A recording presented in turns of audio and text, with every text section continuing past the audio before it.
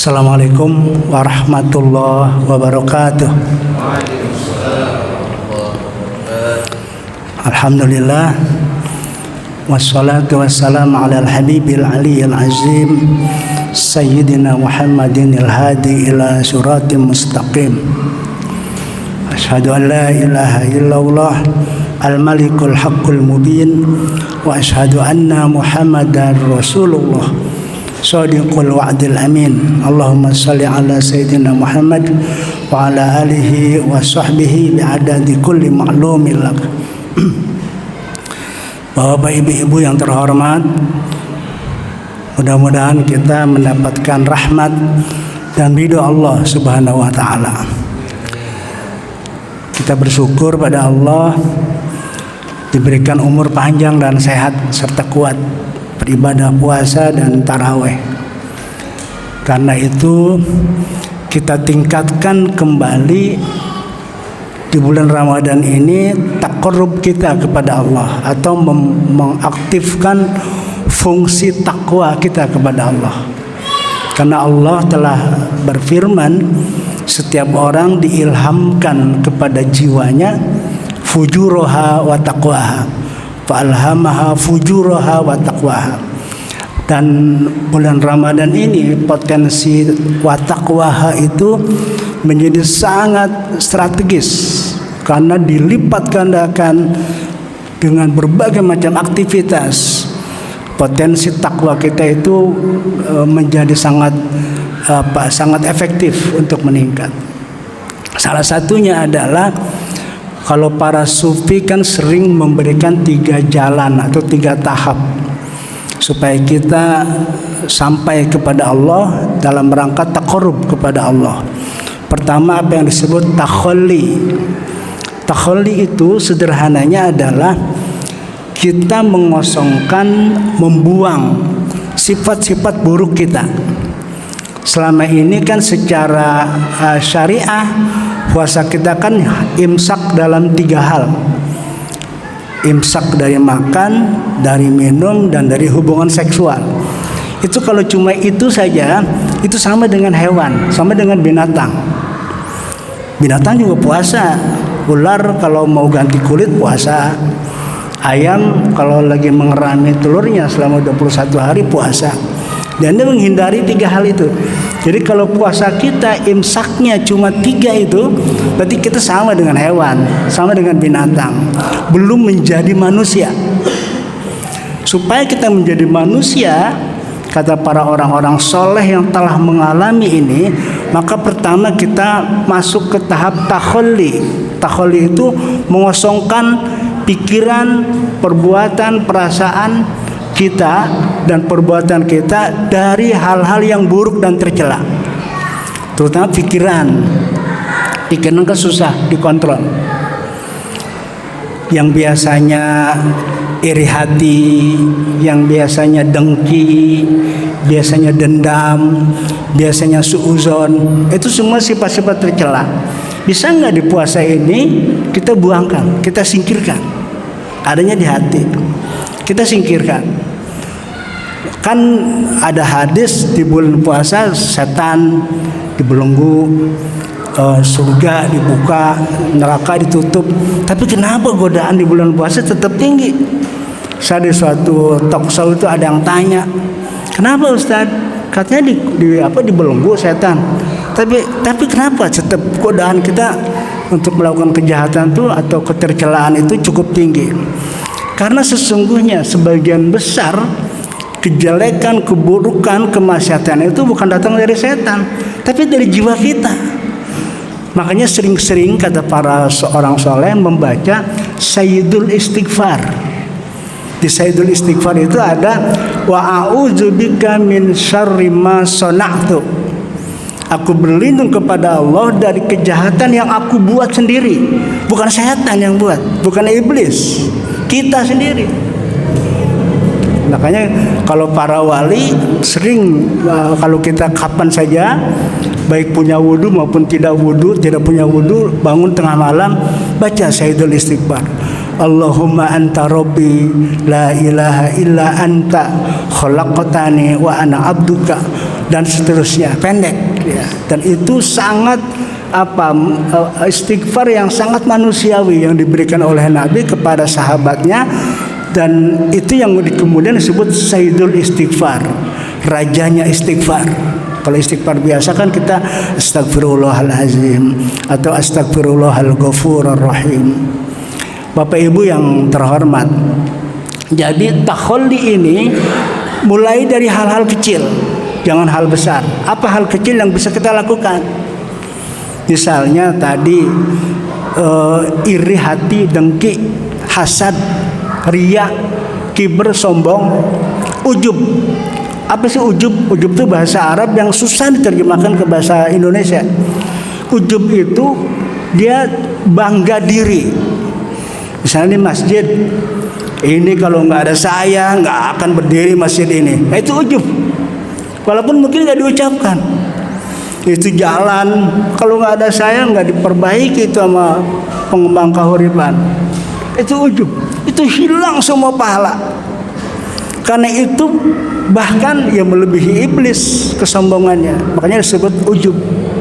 Luntur habis semua pahala-pahala kita. Nah, mulai dihilangkan di puasa ini, melakukan takhalli dari sifat-sifat buruk tadi itu. Juga suuzon, tidak boleh. Kita melihat orang sukses, kita kadang menderita. Orang bahagia, kita sakit hati. Nah, itu karena suuzon kepada orang lain. Sekarang ini mungkin bukan lagi lisan ya, karena lisan udah mulai jarang, tapi status di medsos. Mulai membuat status yang membuat orang yang membaca status kita ingat pada Allah. Jangan kebalikan. Habis baca status kita ngap-ngapan dia, menjadi sebel sama orang, menjadi benci sama orang, mengembangkan keburukan-keburukan. Nah, itu belum takhalli, tapi bismillah. Karena status itu melebihi ucapan. Ucapan kan cuma yang didengar oleh yang hadir. Status orang yang nggak kita kenal, dia membaca. Dan kalau dia punya efek buruk sampai di alam barzah, itu mengalir keburukan yang dilakukan oleh orang lain yang gara-gara baca status kita, orang itu jadi suuzon pada orang lain, jadi berburuk sangka kepada orang lain, dan jadi berbuat jahat, mengalir ke kita itu dosanya. Nah, kalau kita membuat status yang membuat orang ingat pada Allah, habis baca astagfirullahalazim, iya benar ya, kita banyak dosa. Kata para sufi, wujuduka zanbun, kata Syekh Abdul Qadir Jailani, kalian itu adanya saja sudah dosa. Kita belum sampai ke situ. Karena seseorang yang mengaku saya ada, itu pun menjadi syarikat Allah. Karena yang maha ada itu Allah. Tapi kita belum sampai ke situ. Kita baru sampai ke hal-hal yang memberikan efek positif, dan jangan melakukan hal-hal yang memberikan efek negatif. Itu takhalli. Yang kedua tahalli, isi dengan kebaikan. Apa itu kebaikan? Mulai dari husnuzon. Jangan berpikir buruk pada orang sebelum terbukti orang itu buruk. Sekarang itu susah kita untuk menentukan siapa yang salah, siapa yang benar. Karena sekarang orang yang nggak pernah bisa ngomong bahasa Arab tiba-tiba tampil di medsos pakai bahasa Arab begitu fasih. AI, artificial intelligence, semua bisa. Saya dibuat oleh teman saya, macam-macam berpelukan sama orang lain sebelum masya Allah, terus dia minta maaf. Apapun, maka jangan mudah terpercaya. Makanya di situ agama ada istilah tabayun. Karena banyak orang-orang fasik sekarang membuat orang-orang yang tidak melakukannya seolah-olah melakukannya. Jadi jangan mudah percaya. Makanya harus husnuzon. Kalau kita suudzon gara-gara itu, belum tentu itu benar. Kata Nabi, jangankan itu salah, benar saja kita tidak boleh mengklaim bahwa orang itu sudah salah. Kalau kita ketemu penjahat di tengah jalan, lalu kita menggerutu dan bahkan kita mengutuk, oleh Nabi dilarang. Jangan-jangan dia pas sampai rumah dia taubat. Kamu nggak tahu, nggak boleh kita ngutuk apalagi nyalah-nyalahin. Ada perempuan pakai baju seksi, tato, Ya Allah, itu perempuan apa nggak takut masuk neraka? Astagfirullahaladzim, betul-betul nggak bener segala macam. Dilarang. Kenapa? Pas nyampe rumah dia ada ilham, ada hidayah dari Allah, istighfar. Astagfirullahaladzim. Sementara pikiran kita masih seperti yang kita lihat itu. Kita yang kebawa dosa, harus husnuzan. Semua ini kehendak Allah dan kita tidak pernah tahu mana sakhtullah dan mana ridhollah. Banyak itu para wali aja banyak yang kecelek itu, yang wali-wali anyaran itu, wali-wali yang baru ya, wali abdal yang awal-awal itu masih banyak yang kecelek. Karena misalnya contoh Abu Yazid Al-Bustami yang wali agung, setelah ini awal-awal menjadi wali, tasbihnya itu saking semangatnya dia pakai bahasa sendiri, usabbihullah, aku mensucikan Allah. Ditegur oleh Allah. Apa aku punya masalah kalau aku maha suci, kata Allah. Aku ini suci bukan karena engkau sucikan, karena aku emang udah maha suci. Maka yang benar itu yang dicontohkan oleh Nabi, subhanallah, menjelaskan saja, bukan aku mensucikan engkau ya Allah, bukan. Subhanallah, maha suci. Itu hal kecil, hal kecil. Sampai nangis kejar, dan sejak itu Abu Yazid Al-Bustami menggunakan zikir yang muktabaroh, yang musalsal, yang telah dicontohkan oleh Nabi Muhammad SAW. Jadi jangan ngarang-ngarang, yang dicontohkan oleh Nabi saja. Nah, tahalli, kita setelah membersihkan keburukan, kita hiasi dengan kemuliaan, dengan kebaikan. Apa saja, dalam mulai fikiran, ucapan, perasaan sampai perbuatan. Tahalli. Nah, kalau sudah tahalli, nanti ada hadiah dari Allah. Di puasa ini efektif cuma sampai kapan? Apakah sampai hari ke-27 yang kata para ulama biasanya Lailatul Qadar, atau memang tidak dapat kita hadiah dari Allah? Apa tajalli? Tajalli itu satu situasi penyingkapan mata batin kita sehingga kita bisa menyaksikan Allah. Di mana-mana kita lihat itu ada Allah di situ. Lihat orang, lihat tumbuhan, lihat hewan, ada Allah. Walaupun tajalli bertingkat, ada tajalli asma, tajalli sifat, tajalli zat. Yang paling tinggi tajalli zat. Kita tidak usah berpikir teori-teori asma, zat dan sebagainya. Sudah, kita tahalli, mudah-mudahan kita dapat ridho Allah dan kita diberikan tingkat tajalli. Tajalli itu makomnya sudah makom hakikat ke atas.